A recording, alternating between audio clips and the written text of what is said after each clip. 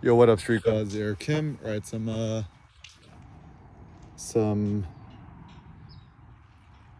lofty thoughts. So the first thought is in regards to building the ultimate body. The ultimate body is something that we can cultivate for ourselves, and the body is king, right? The even like our best friend Jesus says, "Your body's a temple." Why don't we respect our bodies? Some theories. Uh, First and foremost, it looks like the reason we don't respect our bodies is because we tend to think that our body can somehow, or this fallacious notion of the immortal soul that somehow the soul can exist without a body, and I think this line of thinking is dangerous because rather than focusing on the life we have right now, you plan for this fantasy like afterlife.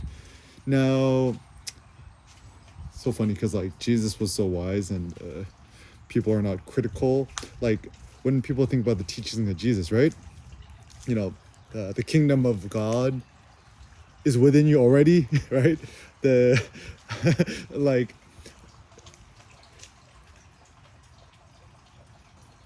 it's pretty much Saint Paul who created modern day Christianity as we know it. But if you just empirically look at the sayings of Jesus, the school his ethics are very wise and quite innovative.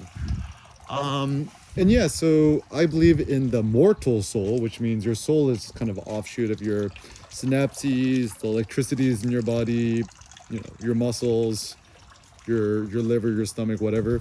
And once you die, once your body dies, your soul also dies, right? And then what is we to do about it?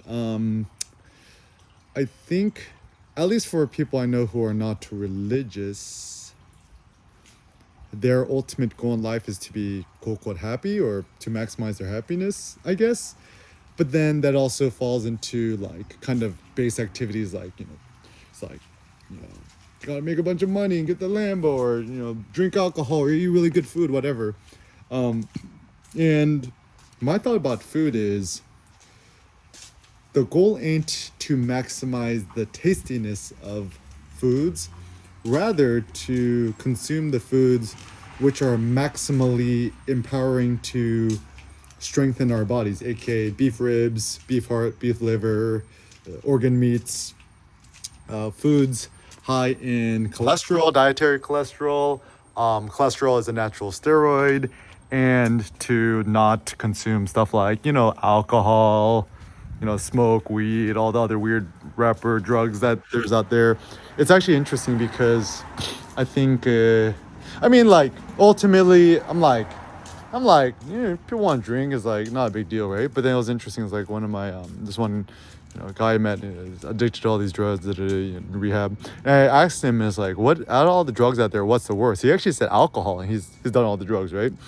And you think about it, all the people who died drinking while driving, also people die of the liver damage, or you could actually overdose on alcohol super easy and die, whereas at least with the weed it's like you get super super high, you're not going to die from it, at least, right?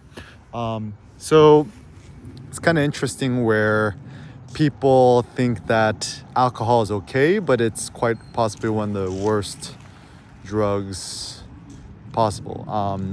So in order to build the ultimate body, I mean, I have some practical thoughts. One, just don't consume alcohol, right? Wine, beer, spirits, whatever. And I cannot speak for women, but at least for men, there's this kind of weird thing that like drinking beer makes you macho. I'm like, no, bro, it gives you man boobs and it gives you a beer belly, which is like not sexy nor masculine. And also drinking alcohol lowers your testosterone. And the reason why I think we should not trust any modern day literature on it, at least with the Men's Health or whatever, they're all owned by the same corporation, and these corporations are also probably in bed with beer companies. And how funny is it that we all watch beer and then watch, you know, athletes like football players like go at it while we get fat and kind of passively watch them kind of kill each other on the fields, right? The the more masculine thing is to just have a shot of espresso and then just go to the gym and just crush the iron there, right? The second thing is, I think, I mean, once again with weed, right? Like, like ultimately, it's not a big deal, right? But like, if you want to build the ultimate body or have the most lofty thoughts, weed, marijuana, that kind of stuff is not good, because rather than making your thoughts more precise, it makes you kind of more like hallucinate and to think aberrantly. People say, yeah, but smoking weed makes me creative. I'm like, yes, but is that the type of creativity we want? Philosophically speaking,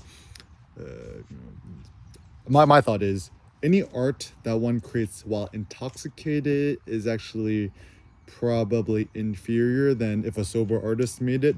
So, for example, more trust in Kendrick Lamar and his sober lyrics rather than Future high on the syrup or whatever the promethazine or whatever, and kind of talking the nonsense, right?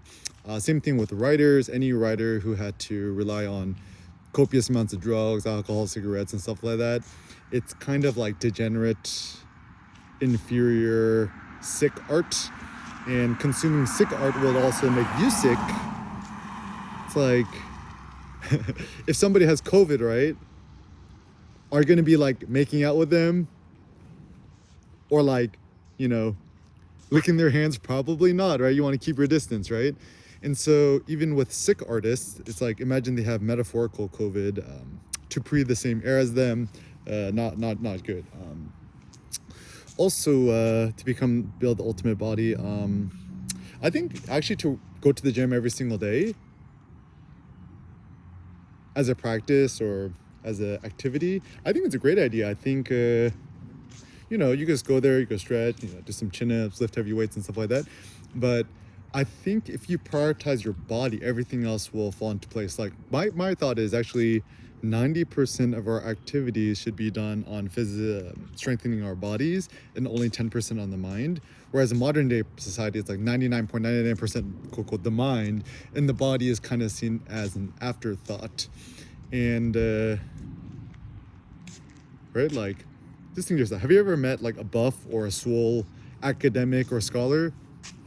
No, they're all a bunch of they're all pretty much alcoholics, and they're all just like either skinny fat or just plain fat, lacking muscle mass.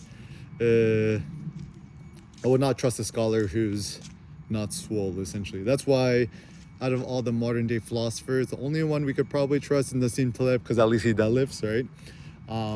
Don't trust a philosopher who doesn't deadlift or hasn't deadlift or rack pulls. It's like, never trust the thoughts of somebody talking about bodybuilding or masculinity who don't even know what 6 plates looks like. It's like, bro, have you even seen 6 plates before? 7 plates? Do you even know what a plate is? So, yeah, and I think it just goes super duper ham, goes super duper heavy. Also had another random thought too. I think shoulder exercises are bad. It's funny because like out of all that the quote unquote injuries out there, it seems like the most pernicious one is actually related to the shoulder. Like, this is like CrossFitters, bench pressers, people at the gym, bodybuilders, everyone, etc. And so I'm like, do you even need to do shoulder exercises? Maybe not. Like even when you're doing a super heavy, squat hold for the bar, holding the bar up with my hands and shoulders, it's like crazy exercise on the shoulders. So I'm just like, maybe this, having to do overhead press or thrusters or, bench press, it actually might not be a good idea. The only pressing motion, I think, which seems like a good idea, is maybe the floor bench press, because you use more of your hip thrust drive, hip drive. But assuming also, you don't want to lie on your back. Like imagine you're in ancient Greece, or you're like on the dirt floor, and someone gives you a heavy ass rock on your chest. You're like, "Hey, bro, push this above your head." And like, it kind of makes no sense. And even if you look at the physique of the Farnese Hercules, his chest is deltoids is actually relatively underdeveloped. What's massive instead are his his arms, his legs, his thighs, his butt. his back muscles, etc. So I'm like, if we just stopped doing shoulder exercises, would there be any negative downside? Maybe not. Just focus on the legs and everything else will follow. And, simple things, right? Don't eat carbs, don't eat sugar, don't eat fruit. Fruit is modern day candy with a good conscience. Don't eat cocoa vegetables because most vegetables is just starch. The only cocoa vegetable you should be eating is anything that's dark and leafy and bitter. So like kale, collard greens. I like kimchi because it helps me with my digestion. I'm Korean. You go to Costco Business Center and get the Jonga brand that has no sugar added. But even kimchi, when you go to a restaurant, it tends to actually be pretty sweet. And these sneaky restaurants, they often add sugar and high fructose corn syrup to it, even though it's supposed to be super healthy, right? So don't trust it.